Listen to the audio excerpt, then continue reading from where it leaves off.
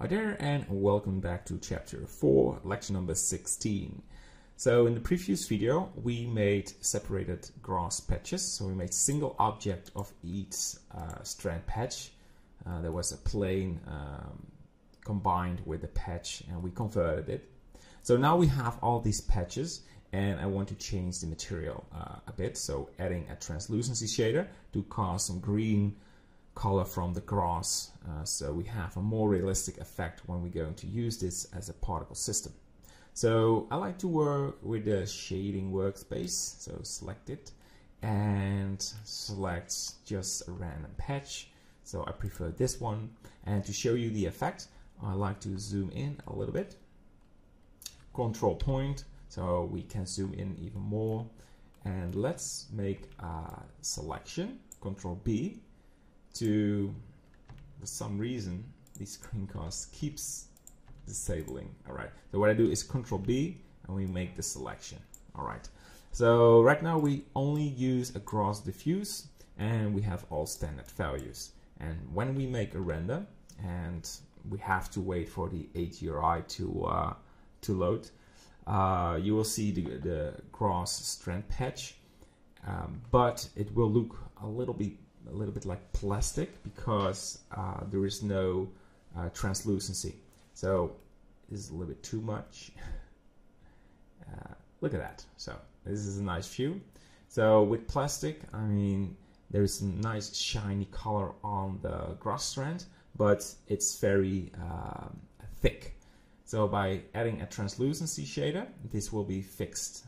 So let's do that. So we use the principal shader and we have the specularity, roughness and normal map.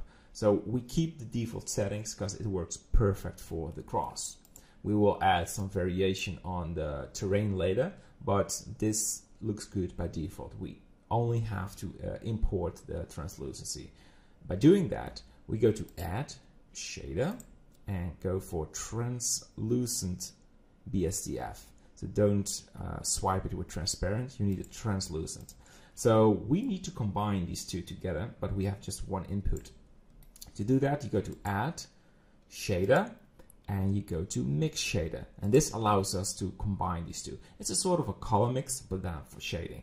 So we put this principled BSDF, put it in the top and grab the translucent and put that one in the bottom. I want to use a separated image for the translucency shader. So left click on the diffuse, Shift D to duplicate it, and we grab the grass translucent. There we go.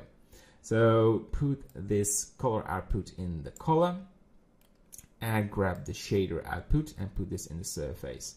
If I do this, the image will reload. So let's do it and keep watching on this area while the HDRI is loading.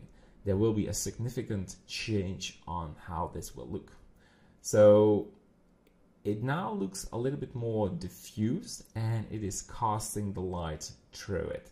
So it's maybe, let's zoom in, maybe a little change for you, but it has a huge impact on the end result. So again, let's load the default and keep watching on what you have.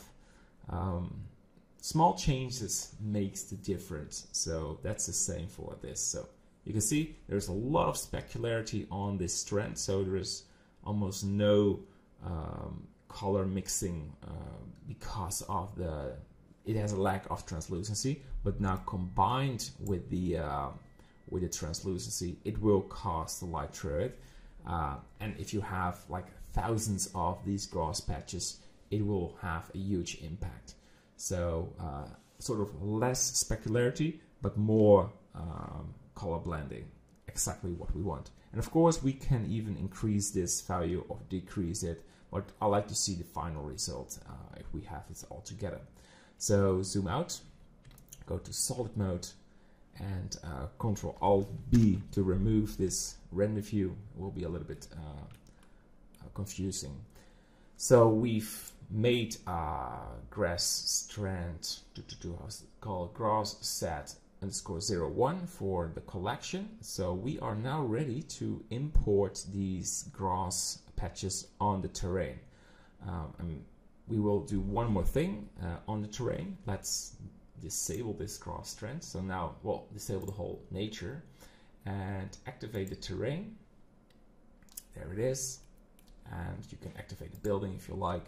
We have to add a grass weight layer to show we want the grass to be very thick on the front, because this is visible when we make the render.